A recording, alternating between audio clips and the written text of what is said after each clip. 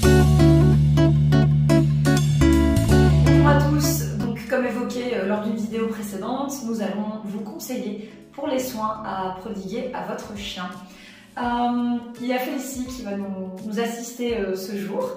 On a plutôt choisi pour un bulldog, on a choisi le bulldog puisqu'il y a un peu plus de soins à procurer à l'animal. Évidemment ça reste classique hein, comme soin, mais il n'y a rien de compliqué. On va juste vous montrer ce qu'il faut toujours avoir et ce qu'il faut toujours prévoir lorsqu'on n'a pas de chien. On a tendance à toujours opter pour un bon coup de griffe puisque nos compagnons n'utilisent pas forcément toujours suffisamment les ongles. C'est surtout le cas des races un peu plus fortes comme ça qui sont utilisées comme chiens de compagnie. Les chiens qui courent tous les jours et qui font du canicross ou qui pratiquent des disciplines sportives n'auront pas ce problème. Mais le bon coup de griffe, c'est quelque chose à avoir dans sa caisse. Autre chose, si on a besoin de laver son chien, évidemment, on va faire ça le moins possible. On va toujours opter pour un shampoing qui est neutre, qui ne va pas spécialement sentir bon le biscuit ou les fruits. C'est pas tellement ce que le chien préfère. On va opter pour quelque chose qui ne lui laisse pas forcément d'odeur sur lui, qu'on va utiliser uniquement s'il s'est roulé dans la bouse ou dans un cadavre pendant une balade. Ou évidemment le shampoing qui vous a été conseillé par votre vétérinaire si le chien a peut-être des problèmes de peau, ce qui peut arriver.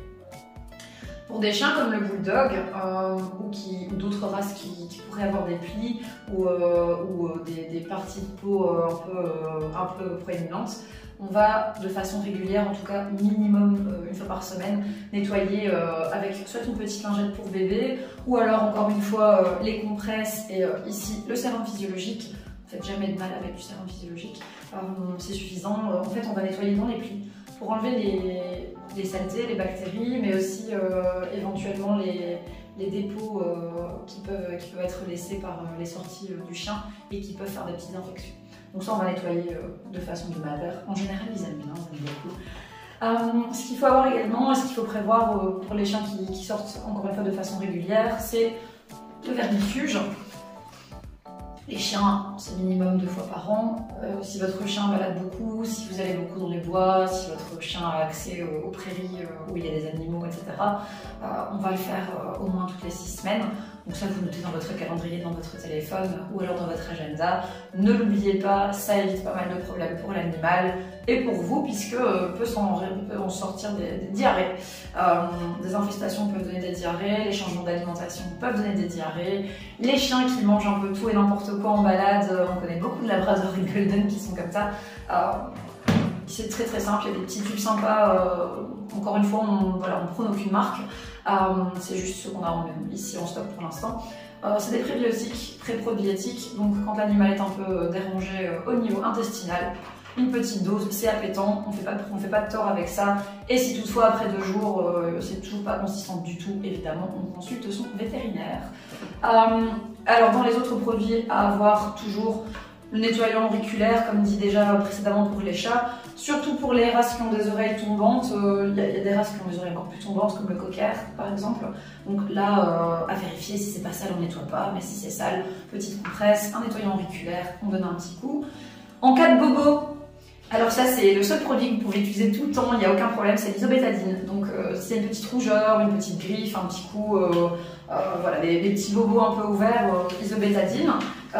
Si toutefois ça ne se guérit pas, si ça se propage, hein, si la rougeur se propage ou autre, encore une fois le vétérinaire évidemment, il est le seul qui pourra vous donner ce qu'il faut pour le soigner.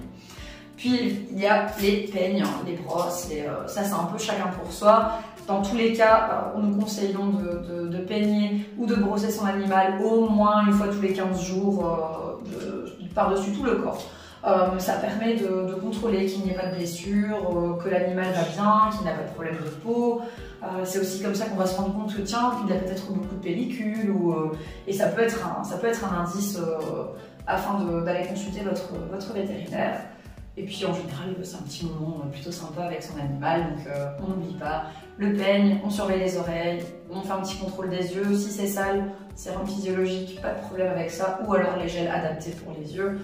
Tout ce qui est race avec des petits plis, des petits machins, ça on va nettoyer également. Une lingette bébé ou une compresse sérum physiologique.